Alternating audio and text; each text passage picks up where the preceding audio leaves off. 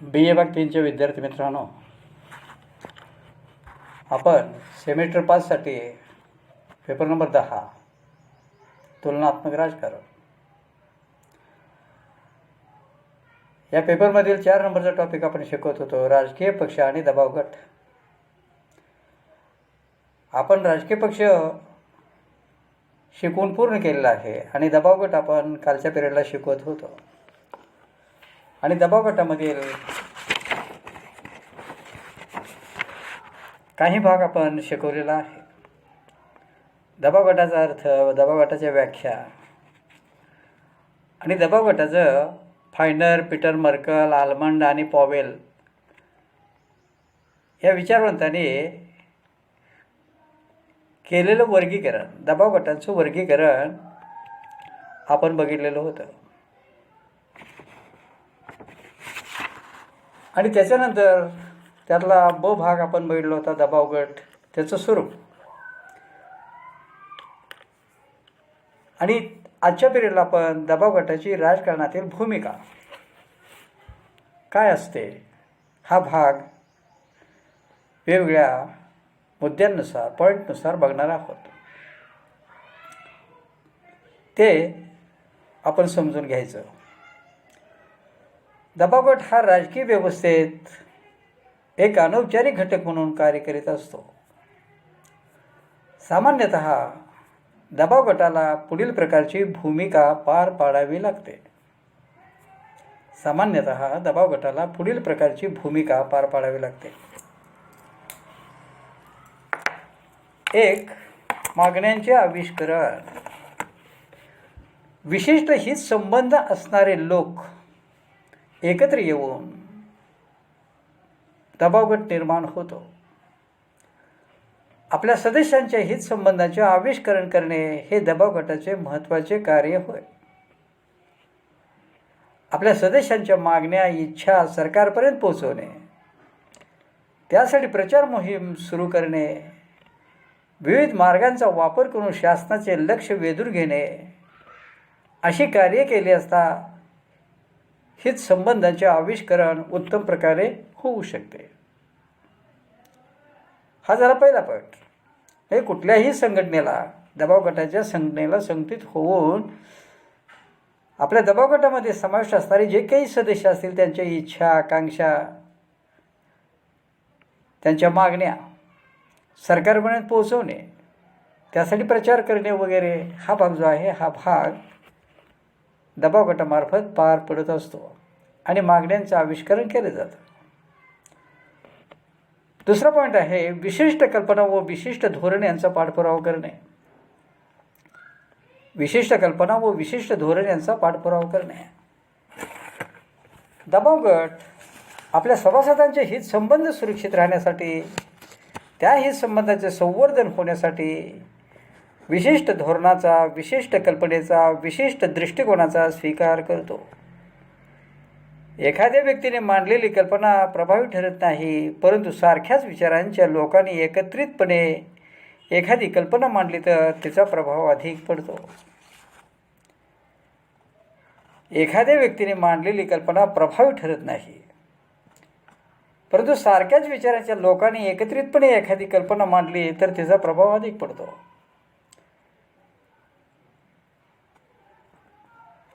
हा झाला दुसरा पॉईंट. विशिष्ट कल्पना किंवा विशिष्ट धोरण हे एकापेक्षा अनेक लोकांनी एकत्रित येऊन मांडायचं असतं, मग ते प्रभावी ठरतं, सरळ ठरतं. हे या ठिकाणी लक्षात घ्यायचं.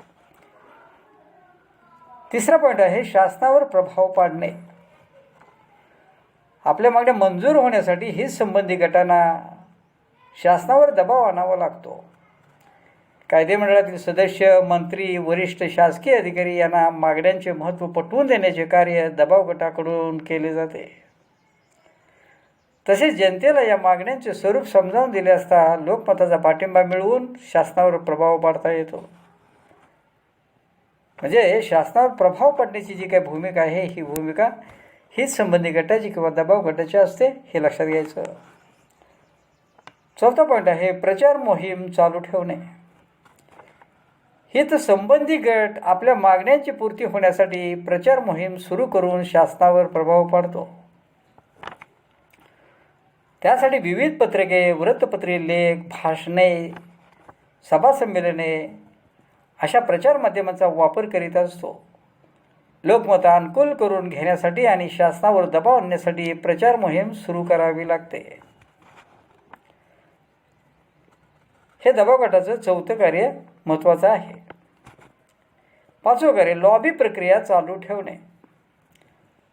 दबाव गट कायदेमंडळातील सदस्यांबरोबर चर्चा करून त्यांना मागण्यांचे महत्त्व पटवून देतात आणि त्यांच्याकडून अनुकूल व आवश्यक असे कायदे पास करून घेतात. यालाच लॉबी प्रक्रिया असे म्हणतात. म्हणजे लॉबी प्रक्रियेचा कायदेमंडळाशी संबंध आहे, कायदेमंडळातील सदस्यांच्या बरोबर संबंध आहे, हे लक्षात घ्यायचं. आपल्याला हवे तसे कायदे करून घ्यायचे असतील तर त्या ठिकाणी लॉबी प्रक्रिया उपयोगात आणावी लागते. कायदेमंडळाकडून कायदे तयार करून घेणं आपल्या मागणीनुसार, यालाच लॉबी प्रक्रिया असं म्हटलं जातं. फायनर यांच्या मते आधुनिक काळात लॉबीची प्रक्रिया एवढी महत्त्वपूर्ण आहे की त्यास कायदेमंडळाचे तिसरे ग्रह म्हणणे योग्य ठरेल. अशा पद्धतीनं पाचवं कार्य आहे. आता सहावं कार्य राजकीय पक्षांचे सहकार्य घेणे. जेव्हा दबाव गट आपल्या हित संबंधाचे आविष्करण करतो तेव्हा सत्तारूढ पक्षाने त्यांच्या मागण्यांचा विचार केला आणि निर्णय घेतले तर दबाव गटाचे कार्य साध्य होते. अर्थात दबाव गट निवडणुकीत त्या पक्षाला सहकार्य देत असतो. जर सत्तारूढ पक्ष दबाव गटाचे प्रश्न सोडवू इच्छित नसेल तर दबाव गटांना विरोधी पक्षाचे सहकार्य घेऊन तो प्रश्न अधिक प्रभावीपणे मांडावा लागतो. उदाहरणार्थ महाराष्ट्रातील शेतकऱ्यांचे आंदोलन आणि सत्तारूढ व विरोधी पक्षाची भूमिका यावरून शेतकरी संघटना या दबाव गटाचे कार्य समजून येईल. अशा पद्धतीनं कोणत्याही दबाव गटाला राजकीय पक्षाचं सहकार्य हे घ्यावं लागतं. सातवा पॉईंट आहे राजकीय तंत्रांचा वापर करणे. काही वेळा दबाव गटाला आपल्या मागण्या मान्य करून घेण्यासाठी घेराव, मोर्चे, संप, निदर्शने, धरणे इत्यादी मार्गांचा अवलंब करावा लागतो. उदाहरणार्थ शेतकरी संघटनेने रस्ता रोको आंदोलन सुरू करून शासनावर विशेष प्रभाव पाडला आणि म्हणून मग राजकीय तंत्राचा अशा पद्धतीने दबाव गट उपयोग करत असतात आणि ते त्यांचं कार्य असतं. आठवं कार्य आहे सरकार आणि जनता या दोहोत संपर्क साधण्याचे कार्य. सरकार आणि जनता या दोहोंमध्ये संपर्क साधण्याचे कार्य दबाव गटाकडून नेहमी होत असते. जनतेच्या अडीअडचणी, तक्रारी सरकारपर्यंत पोहोचवण्याचे कार्य दबाव गट करीत असतात. त्याचबरोबर समाजातील अल्पसंख्याक जमाती, कमकुवत गट यांच्या हित संबंधाचे संरक्षण करण्याचे कार्य दबाव गटाकडून होत असते. त्याच्यानंतर 9वा पॉईंट आहे अप्रत्यक्षपणे निवडणुकीत सहभागी होणे. दबाव गट सत्ताप्राप्तीसाठी निर्माण झालेले नसतात, परंतु त्यांना आपले उद्दिष्ट साध्य करून घेण्यासाठी राजकीय पक्षांचा पाठिंबा व सहकार्य घ्यावे लागते. अर्थात निवडणुकीत दबाव गट आपल्या हित संबंधाचे संरक्षण करण्याचे कार्य जो उमेदवार करतो त्यालाच पाठिंबा देत असतो. राजकीय पक्षांना निवडणुकीत यश मिळवण्यासाठी दबाव गटांचे सहकार्य घेणे आवश्यक व उपयुक्त ठरते आणि म्हणून मग अप्रत्यक्षपणे निवडणुकीत सहभाग घेणे हे दबाव गटांचं कार्य असतं. शेवटचं 10वं कार्य आहे सर्वसामान्य जनतेचा राजकीय सहभाग वाढवणे. सामान्य जनतेचा राजकीय सहभाग वाढवण्यासाठी दबाव गटाचे अस्तित्व व कार्य आवश्यक वाटते. लोकमत जागृत करण्यासाठी, जनतेच्या कल्याणकारी योजनांचे महत्त्व पटवून देण्यासाठी दबाव गटाचा वापर अधिक उपयुक्त ठरतो.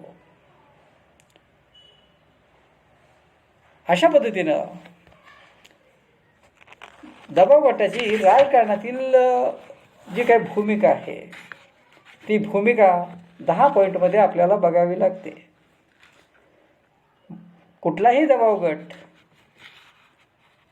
आपली राजकारणातील भूमिका पार पडत असताना सर्वप्रथम मागण्यांचे आविष्करण करतो, नंतर विशिष्ट कल्पना आणि विशिष्ट धोरण यांचा पाठपुरावा करतो.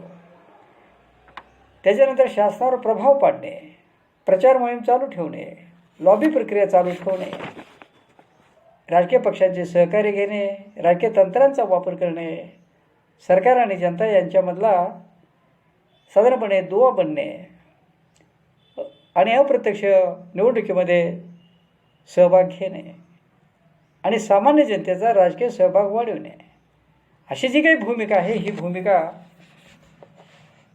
दबाव गटांची किंवा हित संबंधी गटांची असते, हे लक्षात घ्यायचं.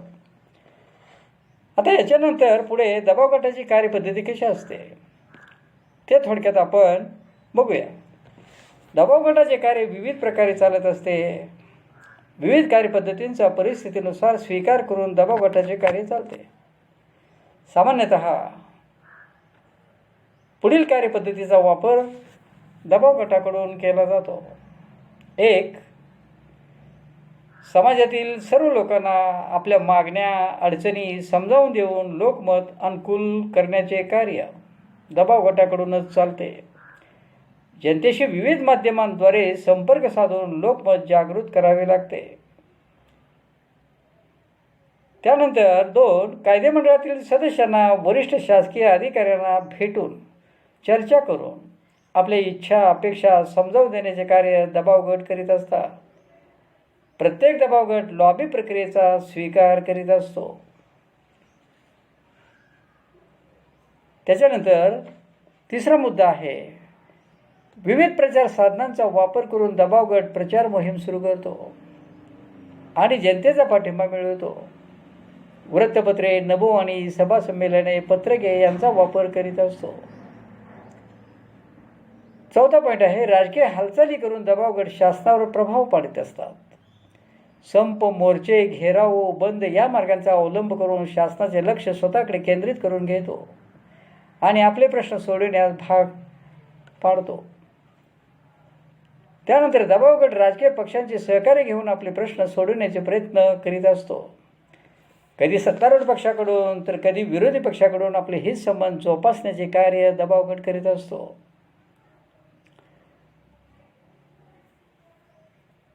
त्यानंतर कायदेमंडळातील समित्यांशी संपर्क साधून दबाव गट हित संबंध सुरक्षित व संवर्धित करीत असतो. कायदेमंडळातील समित्यांशी संपर्क साधून दबाव गट हित संबंध सुरक्षित आणि संवर्धित करीत असतो. आणि त्याच्यानंतर मग दबाव गट आपले उद्दिष्ट आणि हेतू साध्य करण्यासाठी शासनातील महत्त्वाच्या व्यक्तींना लाच, आमिष देऊ शकतो आणि देत असतो. कोणत्या ना कोणत्या प्रलोभनाचा वापर करून प्रशासकीय अधिकाऱ्यांना, प्रतिनिधींना मोहित करतो. उदाहरणार्थ भांडवलदार वर्ग संपत्तीच्या जोरावर सभासदांना, अधिकाऱ्यांना आपलेसे करू शकतो. अशा रीतीने परिस्थितीनुसार आणि गरजेनुसार दबाव गट योग्य त्या तंत्रांचा, मार्गांचा वापर करून शासनावर प्रभाव पाडून आपले हित संबंध सुरक्षित ठेवत असतो. दबाव गट एकाच वेळी सर्व तंत्रांचा वापर करीत नाही, तर योग्य अशाच तंत्रांचा वापर करीत असतो. दबाव गटाच्या कार्यपद्धतीचे मूल्यमापन करताना त्या दबाव गटाचे स्वरूप, त्यातील सभासद संख्या, त्या दबाव गटाने स्वीकारलेला मार्ग, त्या दबाव गटाला लोकांचा मिळालेला पाठिंबा व सहानुभूती आणि त्या दबाव गटाची परिणामकारकता इत्यादी गोष्टींची चिकित्सा करावी लागते. म्हणजे त्या दबाव गटाचा शासनावरील प्रभाव समजून येतो. उदाहरणार्थ सध्या दिल्लीमध्ये चालू असलेलं शेतकऱ्यांचं आंदोलन, महिनाभर आंदोलन चालू आहे. आणि केंद्र सरकारने त्या आंदोलनाकडे दुर्लक्ष केलेलं आहे. शेतकऱ्यांना जाचक ठरतील असे कायदे केंद्र सरकारने तयार केलेले आहेत आणि शेतकऱ्याच्या माथी मारण्याचा केंद्र सरकारचा तो प्रयत्न आहे. महिनाभर चाललेल्या आंदोलनाला जनतेचा पाठिंबा मिळाला. अनेक वेळा केंद्र सरकार आणि त्या संघटनेचे नेते यांच्यामध्ये चर्चा झाल्या, पण योग्य असा तोडगा अजून तरी काही निघालेला नाही. आणि म्हणून मग शेतकऱ्यांनी सर्वोच्च न्यायालयामध्ये याचिका दाखल केली की जाचक कायदे शासनाने रद्द करावेत म्हणून. आणि सर्वोच्च न्यायालयाने सरकारने तयार केलेले जे काही शेतकऱ्यांच्या विरोधी कायदे आहेत ते कायदे साधारणपणे सर्वोच्च न्यायालयाने त्या कायद्यांना स्थगिती दिलेली आहे. आणि अशा पद्धतीनं शेतकरी संघटनेने म्हणजे दबाव गटाने आपल्या मागण्या ज्या आहेत त्या मागण्या सरकारकडून नव्हे तर कोर्टाकडून मान्य करून घेतल्या असा त्याचा अर्थ होतो. अशा पद्धतीनं दबावकाठीची कार्यपद्धती ही दीर्घ स्वरूपाची असते, हे या ठिकाणी लक्षात घ्या. आपण जी 10 कार्य बघितली त्या 10 कार्यावर आधारित अशीच ती दबावकाठाची कार्यपद्धत असते, हेही लक्षात घ्यायचं. आता याच्या पुढे आपण इम्पॅक्ट ऑफ प्रेशर ग्रुप्स म्हणजे दबाव गटाची परिणामकारकता, दबाव गटाचा प्रभाव हा एक पॉईंट आहे. तो एक पॉईंट आपण या ठिकाणी बघायचा आहे. दबाव गटाच्या प्रभावास कारणीभूत ठरणारे विविध घटक आढळून येतात. निरनिराळ्या राजकीय व्यवस्था दबाव गटाच्या प्रभावाचे स्वरूप भिन्न असलेले दिसते. अमेरिकेतील दबाव गटाचा प्रभाव आणि रशियातील दबाव गटाचा प्रभाव हा विभिन्न स्वरूपाचा असतो, कारण प्रत्येक राजकीय व्यवस्थेत दबाव गटाच्या प्रभावास कारणीभूत ठरणारे घटक वेगवेगळे असू शकतात. सामान्यतः दबाव गटाची परिणामकारकता पुढील घटकांवर अवलंबून असते. दबाव गटाची परिणामकारकता पुढील घटकांवर अवलंबून असते. कुठले घटक आहेत तर सर्वप्रथम दबाव गटाचा आकार. दबाव गटाचा आकार आणि दबाव गटातील सदस्य संख्या यावर दबाव गटाचा प्रभाव अवलंबून असतो. काही दबाव गट स्थानिक किंवा प्रादेशिक पातळीवर कार्य करणारे असतात, त्यांची व्याप्ती व सदस्य संख्या मर्यादित असते. तर काही दबाव गट राष्ट्रीय पातळीवर कार्य करणारे असतात, त्यांची सदस्य संख्या फार मोठी असते, त्यामुळे त्यांचा शासनावर अधिक प्रभाव पडत असतो. उदाहरणार्थ भारतातील कामगार संघटना, विद्यार्थी संघटना, शिक्षक संघटना, व्यापारी संघटना या राष्ट्रीय पातळीवरून कार्य करणाऱ्या संघटना दिसतात, त्यामुळे त्यांची व्याप्ती आणि सदस्य संख्या विशाल असते. साहजिकच त्यांचा केंद्र शासन आणि राज्य शासन यावर विशेष प्रभाव पडू शकतो. दुसरा पॉईंट आहे विपुल साधनसामुग्री. दबाव गटाजवळ जेवढी जास्त प्रमाणात साधनसामुग्री असते तेवढी जास्त प्रमाणात त्याची परिणामकारकता आढळून येते. दबाव गटाला आपल्या हित संबंधाचा प्रचार करण्यासाठी विविध प्रचार माध्यमांचा वापर करावा लागतो. वृत्तपत्रे, नभोवाणी, सभा, संमेलने, जाहिरातबाजी इत्यादी मार्गांचा अवलंब करावा लागतो. त्यासाठी विपुल संपत्ती असावी लागते. जेवढ्या प्रमाणात आर्थिक बाजू भक्कम असते तेवढ्या प्रमाणात त्या दबाव गटाचा प्रभाव अधिक पडू शकतो. उदाहरणार्थ भांडवलदारांची संघटना, व्यापाऱ्यांची संघटना आपल्या पैशाच्या जोरावर शासनावर प्रभाव पाडू शकतात. याउलट मजुरांच्या संघटना, कर्मचाऱ्यांच्या संघटना पैशाअभावी कमी प्रभावी ठरतात. त्यांना सदस्यांकडून मिळालेल्या वर्गणीवर अवलंबून राहावे लागते. संपत्तीबरोबरच दबाव गटाचे समाजातील स्थान, ऐतिहासिक पार्श्वभूमी, नेत्यांचे महत्त्व या गोष्टींचाही साधनसामुग्रीत समावेश करावा लागतो, कारण या गोष्टी दबाव गटाच्या प्रभावास कारणीभूत ठरतात. आणि म्हणून मग आर्थिकदृष्ट्या दबाव गट भक्कम असले पाहिजेत. त्याच्यानंतर तिसरी परिणामकारकता संघटनात्मक सामर्थ्य. दबाव गटातील संघटन जेवढे मजबूत तेवढ्या प्रमाणात दबाव गटाचा प्रभाव वाढलेला दिसतो. दबाव गटातील सदस्य नाममात्र सभासद आहेत की कायमस्वरूपी सभासद आहेत यावर त्यांचे संघटन अवलंबून राहते. तसेच सभासदांच्या ठिकाणी दबाव गटाच्या हितसंबंधाविषयीच्या निष्ठा, श्रद्धा, आत्मीयता किती प्रमाणात आहे यावर दबाव गटाचा प्रभाव अवलंबून असतो. दबाव गटाचे अस्तित्व धोक्यात येते त्यावेळी निष्ठावंत सदस्य असतील तर विविध उपाययोजना निर्माण करून आपले हितसंबंध जोपासू शकतात. काही वेळा एकाच हितसंबंधाचे अनेक गट निर्माण होतात. अशावेळी कोणत्याच गटाचा प्रभाव शासनावर पडू शकत नाही. उदाहरणार्थ कामगार संघटना, शिक्षक संघटना यांचे विविध गट पडलेले दिसतात. चौथं, दबाव गटाचे उद्दिष्ट. दबाव गटाच्या उद्दिष्टाचे स्वरूप सामान्य आहे की विशिष्ट आहे यावर त्या दबाव गटाची परिणामकारकता अवलंबून असते.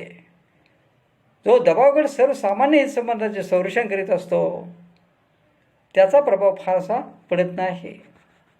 परंतु जो गट विशिष्ट हितसंबंधाचे संरक्षण करतो त्याचा प्रभाव विशेष पडतो. काही वेळा दबाव गट स्वार्थी वृत्तीने संकुचित दृष्टीने उद्दिष्टे जतन करीत असतो. अशावेळी त्याचा प्रभाव फसवा असतो. उदाहरणार्थ उत्पादक वर्ग नेहमी संपाचा परिणाम उत्पादनावर होतो आणि त्यामुळे निर्यातीत घट होते अशी तक्रार करतो. परंतु त्यामागे उत्पादन घटल्यामुळे स्वतःच्या हितसंबंधाला नफ्याला धोका पोचतो हा उद्देश असतो. थोडक्यात दबाव गटाचे उद्दिष्ट कोणत्या स्वरूपाचे असते यावर त्याचा प्रभाव अवलंबून असतो. अशा पद्धतीनं दबाव गटाची उद्दिष्ट ही अशा प्रकारचे असतात. दबाव गटाचे नेतृत्व किंवा राजकीय कौशल्य. दबाव गटात कार्यक्रम कुशल असे नेते असतील तर दबाव गटाचा प्रभाव अधिक पडतो. दबाव गटाचे राजकारण हे राजकीय कौशल्यावर अवलंबून असते. कारण शासकीय अधिकाऱ्यांना आपली भूमिका पटवून देण्याचे राजकीय कौशल्य नेत्यांच्या ठिकाणी असावे लागते. दबाव गटाच्या नेत्यांना कधी ताठर भूमिका तर कधी समझोत्याची भूमिका घ्यावी लागते. आपले हितसंबंध सुरक्षित ठेवण्यासाठी मागण्या मंजूर करून घेण्यासाठी राजकीय कौशल्य पणाला लावावे लागते. थोडक्यात राजकीय कौशल्यावर दबाव गटाची परिणामकारकता अवलंबून असते असे म्हणता येते. म्हणून नेतृत्व कार्यक्षम पाहिजे, कुशल पाहिजे. त्याच्यानंतर 6वा पॉईंट आहे शासन संस्थांची रचना आणि धोरण. राजकीय व्यवस्था ज्या प्रकारची असते त्या प्रकारची परिणामकारकता दबाव गटावर होत असते. संवेदी व्यवस्था असणाऱ्या देशात शासनाचे धोरण आक्रमक स्वरूपाचे असते. तेथे दबाव गटावर खूप नियंत्रण असते. दबाव गटांना आपले हितसंबंध जोपासण्याचे स्वातंत्र्य फारसे दिले जात नाही. सर्वंकष राजकीय व्यवस्थेत दबाव गटांना फारसे स्वातंत्र्य नसते. लोकशाही राजकीय व्यवस्थेत दबाव गटांना हितसंबंध सुरक्षित ठेवण्याचे स्वातंत्र्य अधिक प्रमाणात मिळते. कारण दबाव गटांना कोणत्या ना कोणत्या पक्षाचे सहकार्य लाभते.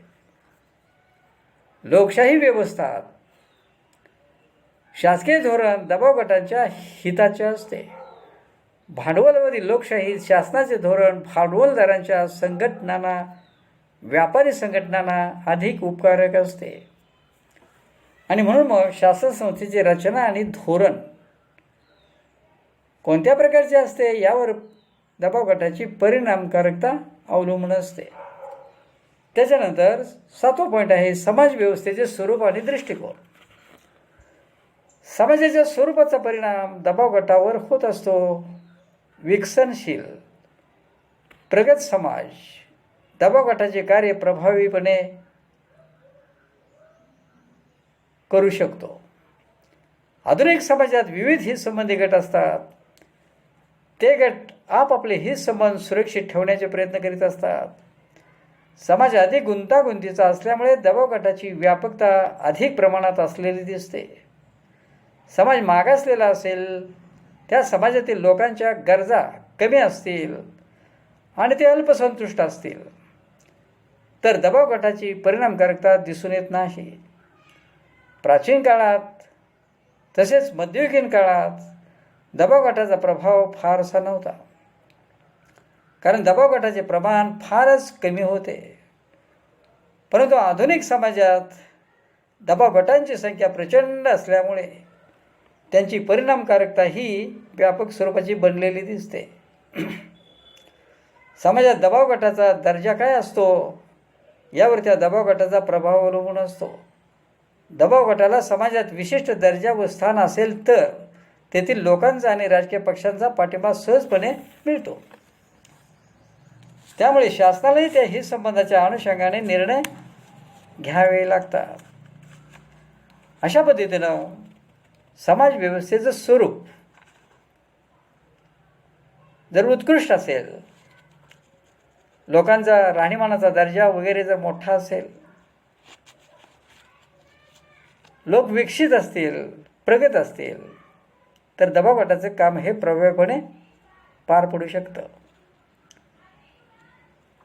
आणि म्हणून मग दबाव गटाचा समाज व्यवस्थेशी निकटचा संबंध असतो आणि समाजाचाही चांगला दृष्टिकोन त्या दबाव गटाबाबत, संघटनेबाबत असावा लागतो, हेही लक्षात घ्यायचं.